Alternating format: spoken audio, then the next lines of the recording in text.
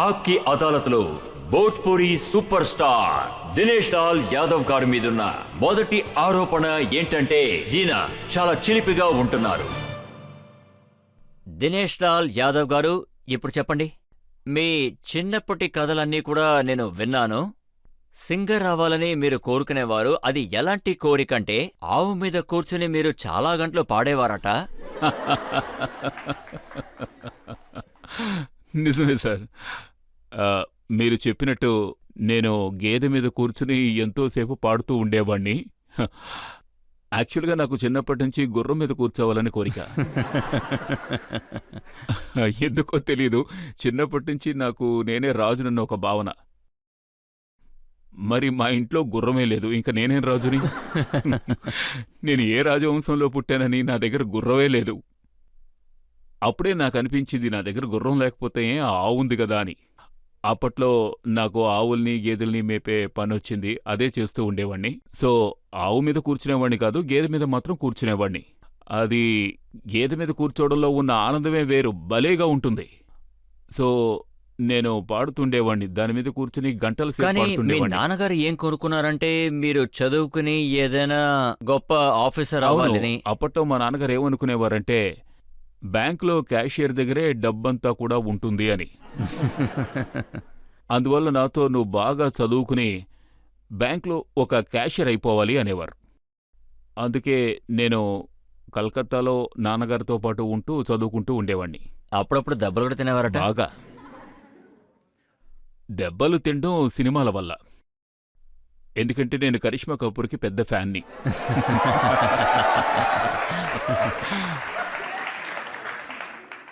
ఆవిడ సినిమా ఏది రిలీజ్ అయినా సరే ఫస్ట్ షో నేను చూసేయాలి.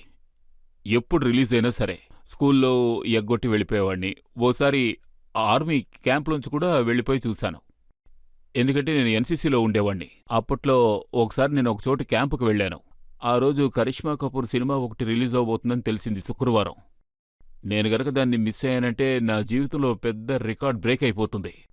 అందుకని నేను అక్కడి నుంచి పారిపోయి ఆవిడ సినిమా చూసొచ్చాను. నేను ఎంత గొప్ప ఫ్యాన్ అంటే ఇంట్లో గోడల మీద అన్ని వైపులా ఆవిడ ఫోటోలు అంటించి పెడతాను. మా నాన్నగారు దేవుడికి పూజ చేసి హారతిచ్చేటప్పుడు ఆ పొగ ఆవిడకి కూడా వెళ్తుంది. అప్పట్లో మా నాన్నగారు బాగా తిడుతూ ఉండేవారు, నువ్వేంటి ఫోటోలన్నీ ఇక్కడ అంటించి పెట్టావు, నేను పూజ ఆవిడ కూడా కలిపి చెయ్యాలా అని. వెంటనే నేను మా నాన్నతో ఆవిడ కూడా దేవత అనుకుని పూజ చేయండి అనేవాణ్ణి. బాగా దెబ్బలు తింటూ ఉండేవాణ్ణి. ఆ రోజు తిన్న దెబ్బలు ఇవాళకి గుర్తుందా? సార్, ఇప్పుడు విషయం ఏమిటంటే నేను నిద్రపోయేటప్పుడు ఆయన కల్లోకొచ్చి కొడుతూ ఉంటారు. పైగా ఆయన నన్ను తరిమి తరిమి కొడుతున్నట్టుగా అనిపిస్తూ ఉంటుంది. కానీ మీ చిలిపితనాన్ని మీరింకా వదిలిపెట్టలేదు. అందుకే పెద్దలు అంటూ ఉంటారు కదా సార్, కోతికి ఎంత వయసు వచ్చినా పట్టీలు కొట్టడం మానదు అని.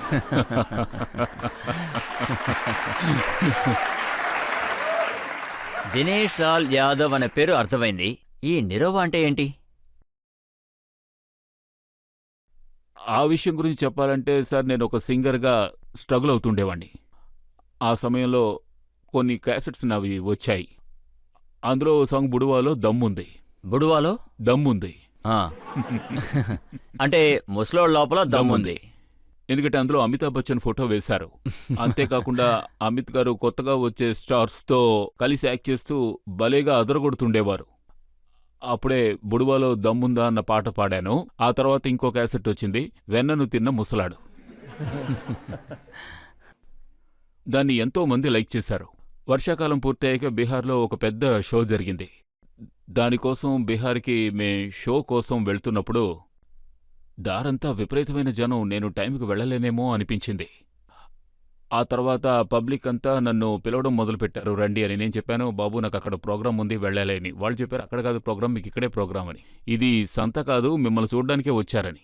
తర్వాత అందరూ నిరోవా వస్తున్నారు అన్నారు. ఆ తరువాత నేను ఎక్కడికి వెళ్ళినా నిరోవా నిరోవా అని పిలవడం మొదలుపెట్టారు. నాకెంతో వింతగా అనిపించింది, నా పేరు దినేష్ పాల్ యాదవ్, ఎందుకు నిరోవా అని పిలుస్తున్నారు అని. కానీ ఓ సినిమా చేస్తూ ఉన్నాను. అందులో యాక్ట్ చేసిన హీరోయిన్ స్వాతి వాజ్పేయి.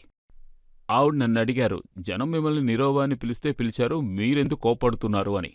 ఎందుకంటే జనం ఎవరికి ఊరికే ఆ పేరివ్వరు, మీకు ఆ పేరొచ్చింది, మీరు ఆనందంగా దాన్ని తీసుకోండి అన్నారు. ఆ రోజు నుంచి నేను నిరోవా అన్న పేరు తీసుకున్నాను. కానీ ఈ నిరోవా అనే పేరుకి ఏంటి అర్థం? సార్, నిరోవాకు అర్థం కుంకుమ అని. ఆ పాటని ఏ విధంగా సినిమా తీశారంటే, ఏ ఉద్దేశంతో, భార్యకి సేవ చెయ్యాలి అని. పాడమంటారా? अरे दुल्ही रहे बीमार, अरे दुल्ही रहे बीमार, निरहुआ निरहुआ निरहुआ सटल रहे, मंगर चाहे सोमार जाके डटल रहे, संगी साथी यार सबसे कटल रहे, मेहर के सेवा में खाली जुटल रहे।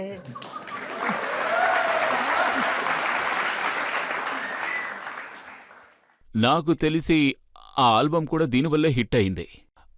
ఆడవాళ్ళందరికీ ఇటువంటి భర్తే కావాలి.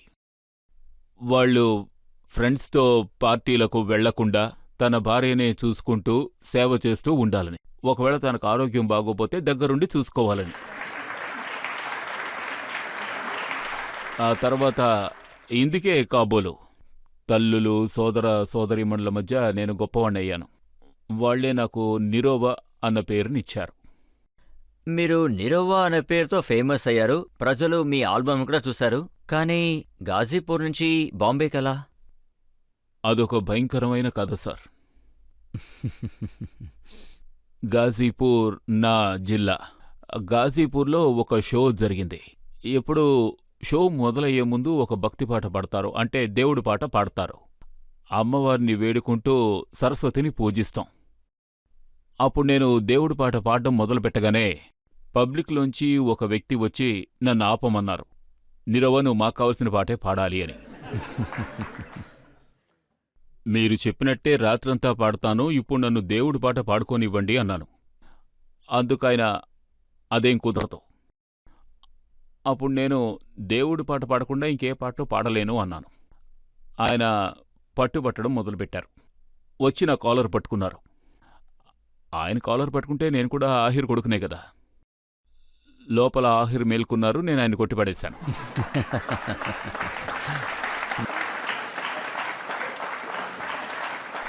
స్టేజ్ మీద విసిరి పారేసి కొట్టాను సార్. మేము విరహ పాడుతూ ఉంటాం, చేతిలో ఇనప కర్తాలీలుంటాయి, వాయిస్తాం. దాన్ని తీసుకుని నీ కథని ముగిస్తాను అన్నారు.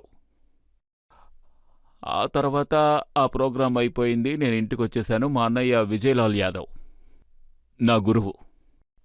ఆయన బెనారస్ నుంచి ఇంటికొచ్చి, నిన్న నువ్వు ప్రోగ్రాంలో ఎవరిని కొట్టావని అడిగారు. అప్పుడు ఆయన ముక్తార్ అన్సారీ గారి మనిషి.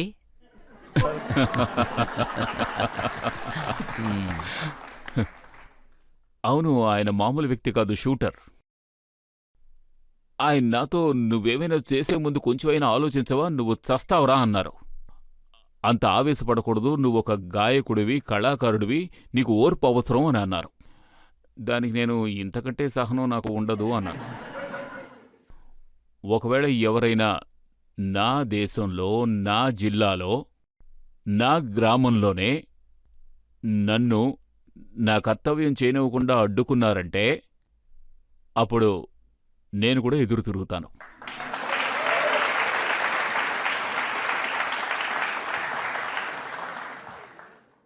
అన్నయ్య, నువ్వు ఇక్కడ ఉండటానికి పనికిరావు అన్నారు. అయితే నువ్వు ఇక్కడి నుంచి బయలుదేరు అన్నారు. ఎక్కడికి వెళ్ళాలని అడిగాను. నువ్వు ముంబైకి వెళ్ళు అన్నారు.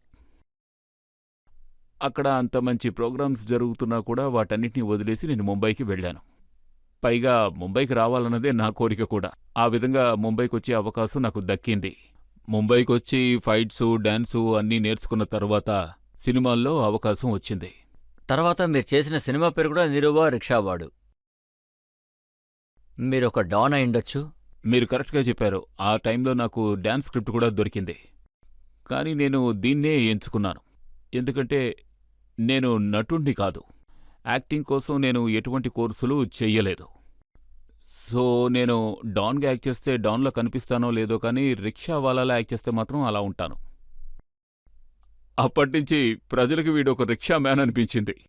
ఆ తర్వాత ఆ సినిమా నన్ను సూపర్ స్టార్గా మార్చింది.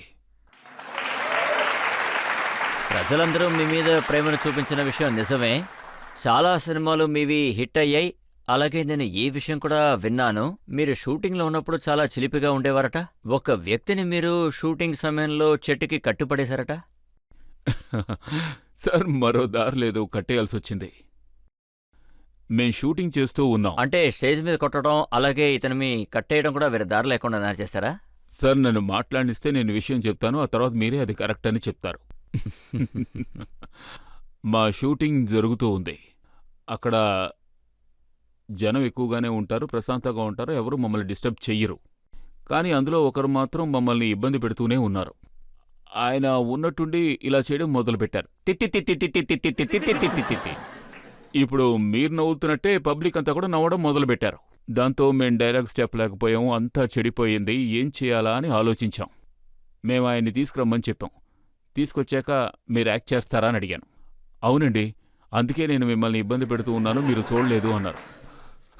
సరే మేము రండి అన్నాం. ఆ తర్వాత ఆయన్ని చెట్టుకి కట్టిపడేసి, మిమ్మల్ని చెట్టు కట్టిపడేసిన సీను నేను ఇక్కడున్న వాళ్ళందరితో ఫైట్ చేసి వచ్చి మిమ్మల్ని కాపాడుతాను అని చెప్పాను.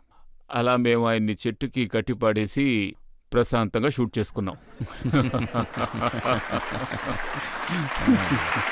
ఇప్పుడు పబ్లిక్ నుంచి ఎవరైనా ప్రశ్నలు అడగచ్చు. ఈ మధ్య భోజ్పూరి ఫిల్మ్ ఇండస్ట్రీలో నెంబర్ 1 కావడం కోసం పవన్ సింగ్ మరియు కేశవ్ లాల్ మధ్య చీటికి మాటికి గొడవలు పెరుగుతూ ఉన్నాయి. మీరు చెప్పండి సార్, వీళ్ళిద్దరిలో నెంబర్ 1 ఎవరవుతారు? నేను ఇద్దరితో ఈ విషయం గురించి చెప్పాను. నెంబర్ 1, నెంబర్ 2, నెంబర్ 3 నిరోవా పేరుతో బుక్ అయ్యాయి. మీరు 4-5 కోసమే గొడవ పడాలి అని.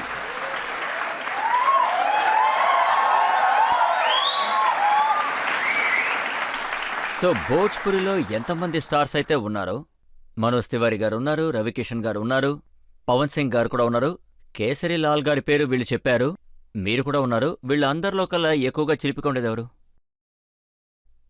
Pawan Singh power star. ఆయన అందరికంటే చిలిపివారు. ఆయన చిలిపితనం గురించి నేను చెప్పానంటే అది మీరు టెలికాస్ట్ చేస్తారో లేదో తెలీదు. భలే చిలిపి మనిషి. నేను 19లో ఎన్నికల్లో కంటెస్ట్ చేశాను. అప్పుడు ఎలక్షన్ టైంలో నామినేషన్స్ ఉంటాయి కదా, అప్పుడు మేమేం నిర్ణయించుకున్నామంటే పవన్ సింగ్, కేసరీలాల్, తర్వాత నిరోవా ముగ్గురం కలిసి వెళ్ళాలని ఒక హెలికాప్టర్ బుక్ చేసుకున్నాం. ముందు నేను కూర్చున్నాను, తర్వాత పవన్ సింగ్ వచ్చి కూర్చుని ఇక బయలుదేరండి అన్నారు. అప్పుడు మేము కేసరి వస్తున్నారు అన్నాం. ఆయనకేమిటి పని అన్నారు. వెళ్ళు, నీకేమన్నా పిచ్చా? మన బ్రదరే కదా, రానివ్వండి, ఏమిటి ప్రాబ్లం అని అడిగాను. ఇలా చూడు, నీకున్న ఈ అలవాటు నాకు నచ్చలేదు. ఆయన వద్దు అన్నారు. పర్వాలేదు, ఆయన్ని రానివ్వండి, మన ముగ్గురం కలిసి వెళితే మంచిదే కదా అని అన్నాను. రానివ్వులే, చూద్దామన్నారు. నేను ఎందుకిలా మాట్లాడుతున్నారు అన్నాను. ఆలోగా ఆయన కూడా వచ్చేశారు అక్కడికి. అక్కడున్న అందరికీ నమస్కారం చెప్పి కూర్చున్నారు. ఆ తర్వాత పవన్ గారు, హలో. పైలట్ వెంటనే వెనక్కి తిరిగి చూసి, చెప్పండి సార్. ఇప్పుడు హెలికాప్టర్ని పవర్ స్టారే తోల్తాడు.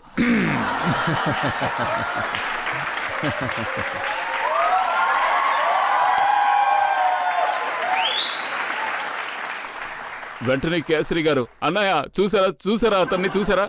అందుకే నేను అప్పుడే చెప్పాను కదా ఆయన్నే తీసుకువెళ్ళండి, నేను రాను అని. ఆగాగాగు, నువ్వు టెన్షన్ అవ్వకు, నేను మాట్లాడతాను అన్నాను. ఎందుకు ఇలా చేస్తున్నారు? పవన్ గారు, టెన్షన్ అవ్వకండి, నేను చూసుకుంటాను. అరే ఎందుకయ్యా భయపడుతున్నారు? నాకు తోలడం తెలుసు. కేసరి గారు వెంటనే, అయ్యా దయచేసి ఆయన్ని తోలొద్దని చెప్పండి. హలో, వెనకాల వచ్చి అక్కడ కూర్చోవయ్యా, ఇప్పుడు పవర్ స్టార్ తోల్తాడు. పైలట్ కూడా భయపడిపోయాడు. సార్ మీరు చూస్తారేమిటి, ఆయన కూర్చోమనండి. అంతలో క్యాసీ గారు దిగిపోయి, అయ్యా మీకో నమస్కారం, నేను రానని చెప్పి వెళ్ళిపోయారు. ఆకుండా వెళ్ళిపోయారు. ఆ తర్వాత పవన్ గారు, హలో నువ్వు బయలుదేరు.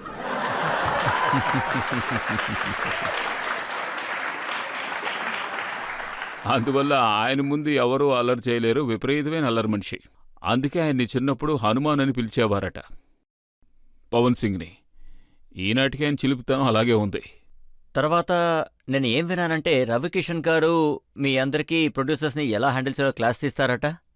యాక్చువల్గా మా అందరికీ గురువు ఆయనే. మేము ఆయన్నెప్పుడు కలిసినా ఆయన జీవితంలో ఎప్పుడూ ధైర్యంగా ఉండాలి అంటుండేవారు. హర్ హర్ మహాదేవ్, హర్ హర్ మహాదేవ్. ఎవరు సినిమా తీయడానికి వచ్చారు? ఒక ఆయన వచ్చారు, చాలా డబ్బులున్నాయని చెప్తున్నారు. చాలా డబ్బులున్నాయట, ఇండస్ట్రీనే మార్చేస్తారట. అలాగా, అయితే ఆయన్ని పంపించు, నేను మార్చేస్తాను.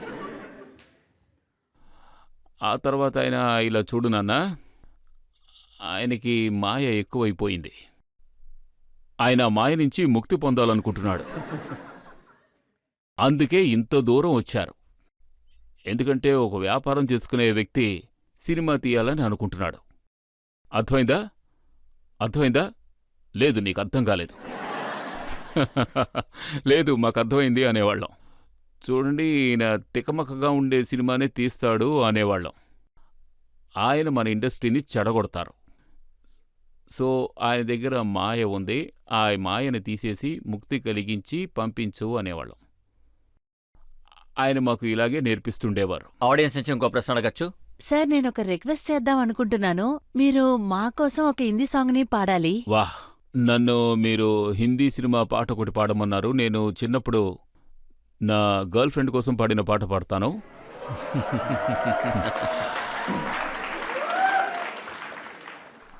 తను మీలాగే చాలా అందంగా ఉంటుంది. Thank you. ఆ అమ్మాయిని నేను ఎప్పుడు కలిసినా ఈ పాటే పాడుతుండేవాణ్ణి. तुझे देख के आहें भरता हूँ, तुझे देख के आहें भरता हूँ, लव तुझे लव